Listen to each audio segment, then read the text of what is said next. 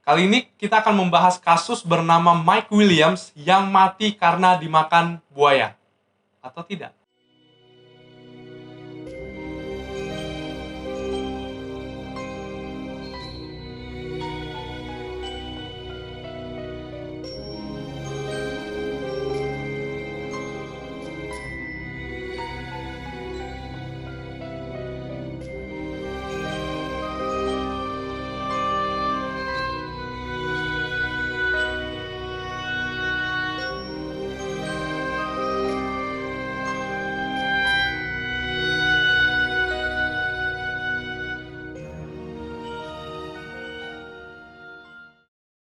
Pada tahun 2000 di Amerika Serikat ada sebuah kasus pencarian orang hilang di mana pencarian orang hilang ini dilakukan selama 44 hari dan sebelum masa hukum yang berlaku menyatakan kalau orang tersebut ini hilang.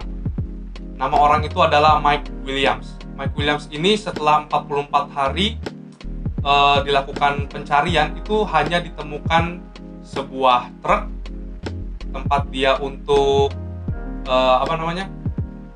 pergi ke danau yang ingin dia pergi berburu ini, sebuah speedboat untuk melakukan perburuan dan tentunya adalah senjata api.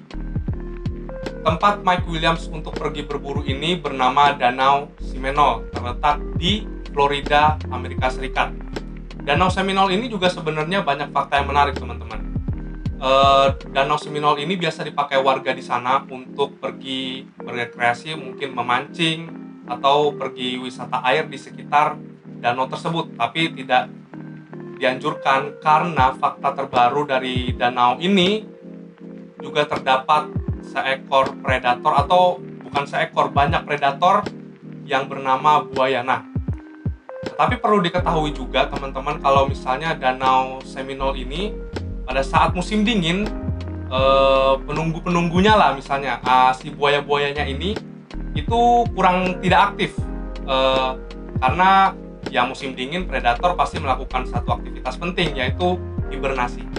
Nah, setelah kita berbicara sedikit tentang Danau Seminole ini, kita akan membahas rentetan cerita bagaimana Mike Williams ini bisa tewas di Danau Seminole ini. Karena kasusnya adalah, pertama, Mike Williams ini dinyatakan hilang karena ia pergi berburu di Danau Seminole dan dinyatakan hilang karena ia tewas dimakan buaya. Ada beberapa kasus orang hilang juga di Danau Seminole ini, tetapi perlu diketahui juga teman-teman, di Danau Seminole ini sudah menjadi saksi bisu bagi 80 kasus orang hilang di danau ini. Salah satunya adalah Mike Williams. Tetapi di kasus Mike Williams ini adalah termasuk spesial karena jasad dari pencarian Mike Williams ini tidak ditemukan. Dari 80 kasus, baru pertama kali ini jasad dari korban itu tidak ditemukan gitu kan. Mungkin alasannya juga karena danau ini lumayan luas ya. Kalau misalnya kalian tahu Danau Seminole ini, danaunya luas dan juga terletak di antara hutan gitu. Hilangnya Mike Williams di Danau Seminole ini terjadi pada tanggal 16 Desember di tahun 2000. Pada tanggal ini itu kejadiannya bermula pada saat Mike Williams siap-siap pada pagi-pagi buta untuk pergi berburu di Danau Seminole. Pada tanggal itu juga sebenarnya adalah hari ulang tahun pernikahan antara Mike dan istrinya. Nah, istrinya ini bernama Denise atau Dennis lah. Si ulang tahun mereka berdua ini terjadi pada tanggal 16 Desember di tahun 2000. Saat itu Mike berencana untuk berburu bebek di pagi hari sampai siang hari dan pulang ke rumahnya untuk merayakan ulang tahun pernikahan Mike dan Denise. Jadi si Mike ini dia meyakinkan hari jadi pernikahannya itu dengan melakukan hobinya, yaitu berburu. Tapi sampai pada siang hari ini, Dennis itu khawatir gitu. Janjinya si Mike ini pulang pada siang hari karena berburu itu hanya pada pagi-pagi buta jam 5 atau jam 4 dan sampai siang hari saja gitu. Tetapi pada sampai sore hari pada tanggal 16 Desember itu, Dennis mendapati kalau misalnya si Mike Williams ini nggak ada kabar gitu dari hobinya yang berburu tadi. Sudah di call, sudah dihubungi sebisa mungkin, dan juga akhirnya si Dennis ini melaporkan ke ayahnya kalau misalnya si Mike Williams ini tidak ada kabar selama kurang lebih setengah hari itulah, misalnya dari pagi sampai sore hari itu. Lalu sore itu dilakukan pencarian besar-besaran untuk mencari Mike. Mulai dari keluarga sampai polisi juga ikut dalam pencarian ini. Tetapi yang ditemukan di sekitar Danau Seminole hanya mobil yang dipakai Mike untuk pergi ke danau. Brian, yang merupakan teman dari Mike yang ikut melakukan pencarian, hanya menemukan perahu yang dipakai Mike kosong dan terdapat senapan yang masih ada di dalam perahu.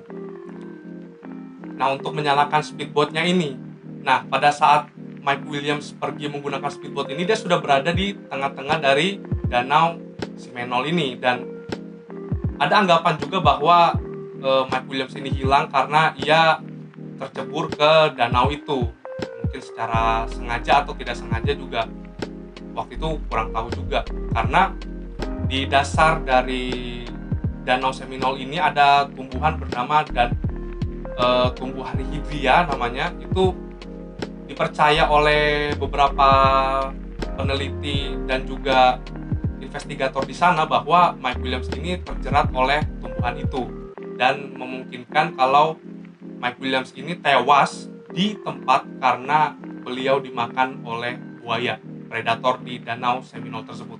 6 bulan kemudian dari hasil investigasi selama 44 hari dari kasus Mike Williams, tiba-tiba seorang nelayan itu menemukan barang-barang bukti dari kasus Mike Williams ini, yaitu berupa baju berburunya dia, lisensi berburunya dia.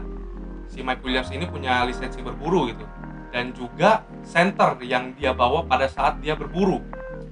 Namun barang-barang bukti tersebut ini itu semakin meyakinkan investigator bahwa kalau Mike Williams ini mati karena dimakan buaya gitu. Tetapi sebagian orang tidak percaya mengenai hasil investigasi ini, dan salah satu yang tidak percaya mengenai hasilnya adalah ibu dari Mike sendiri, yaitu Cheryl. Cheryl Williams ini adalah ibu dari Mike Williams. Ibu dari Mike Williams ini sampai jor-joran lah ibaratnya untuk menemukan anaknya yang dia percayai bahwa anaknya itu masih hidup.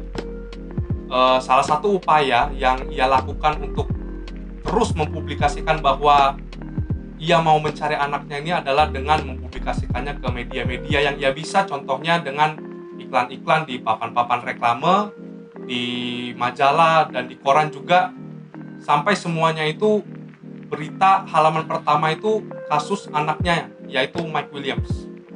Nah, dengan bukti-bukti dari nelayan tadi, si Dennis itu bisa mengklaim uang asuransi yang telah dibayarkan oleh Mike Williams itu sebesar 1,75 juta dolar. Buat info teman-teman, Mike Williams ini punya asuransi jiwa, dan asuransi jiwanya itu sekitar nilai 1,75 juta tadi. Dan dengan bukti-bukti tersebut, istri dari Mike Williams ini bisa mengklaim bahwa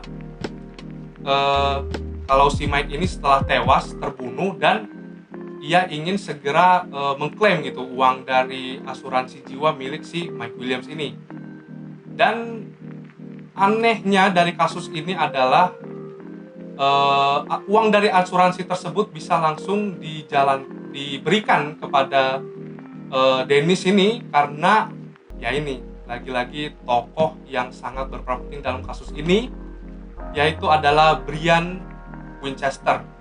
Brian ini adalah teman dari Mike Williams, yaitu teman dekat dari Mike Williams, dan juga istrinya Mike Williams, yaitu Dennis. Si Brian ini ia bekerja di salah satu perusahaan asuransi yang Mike Williams tanamkan asuransinya itu. Nah, jadi berkat bantuan Brian ini, si Dennis ini bisa mengklaim uang asuransi tersebut. Mungkin kejadian ini adalah yang paling mencurigakan bagi rentetan-rentetan kejadian yang ada ya. Pada tahun 2005 ini si Dennis dan si Mike ini telah memutuskan untuk bercerai gitu. Di akte keluarga mereka memutuskan untuk bercerai, dan pada tahun itu juga setelah kejadian-kejadian sebelumnya, Dennis dan Brian ini juga dikabarkan menikah gitu.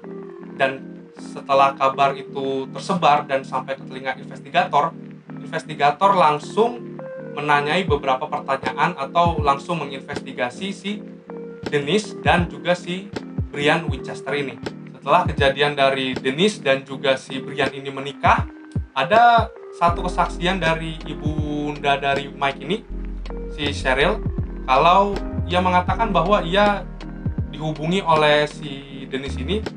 Beliau mengatakan begini, kalau misalnya untuk tidak melaporkan kasus Mike Williams ini ke investigator, atau si Cheryl ini tidak bisa menemui cucunya lagi.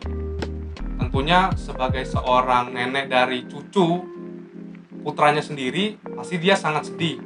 Tetapi ia juga bersikeras tidak mau membatalkan atau tidak memberi kasus ini ke investigator lagi gitu.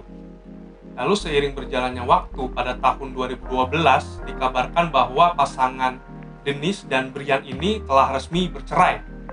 Dan setelah 4 tahun setelah kejadian mereka bercerai, itu ada satu kejadian di mana si Brian ini ternyata menodongkan senjata api ke Dennis di salah satu mobilnya dia.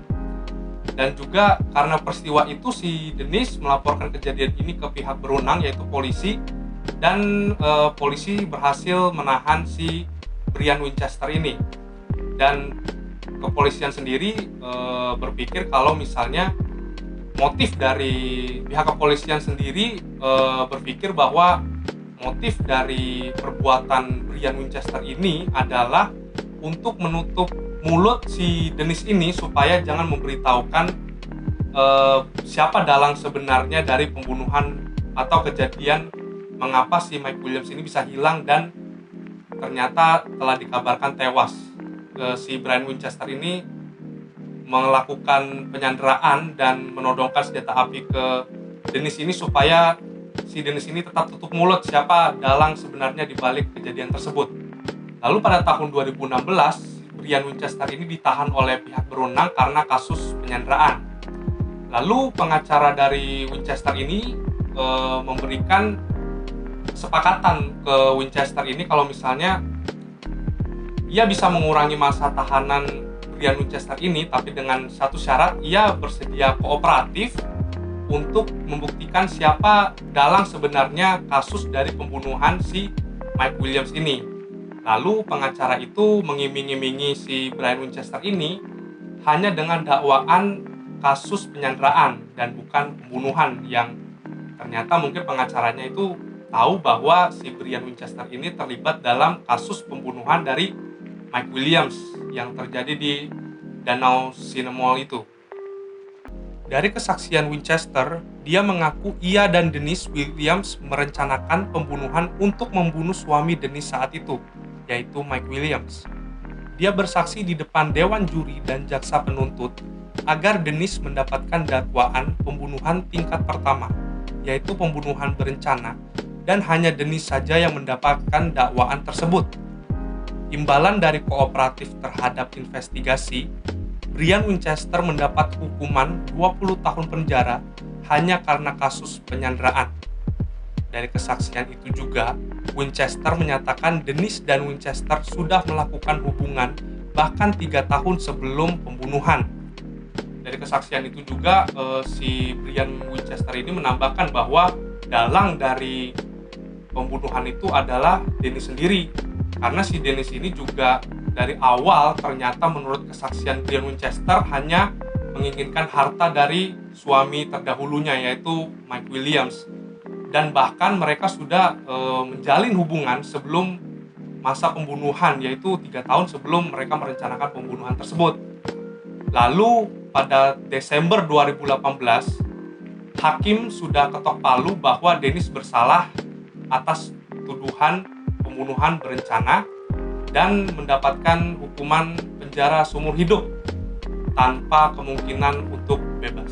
Dan pada Oktober 2017 pihak otopsi investigator berlari ke TKP untuk segera menemukan sisa-sisa dari mayat si Mike Williams ini, dan ternyata setelah berhasil melakukan otopsi, investigator ini mendapatkan hasil bahwa jasad dari Mike Williams ini ternyata bukan karena digigit atau dimakan atau mati karena digigit buaya gitu, masuk ke dalam danau tadi lalu dimakan buaya, bukan, karena motif atau kasus pembunuhan begitu.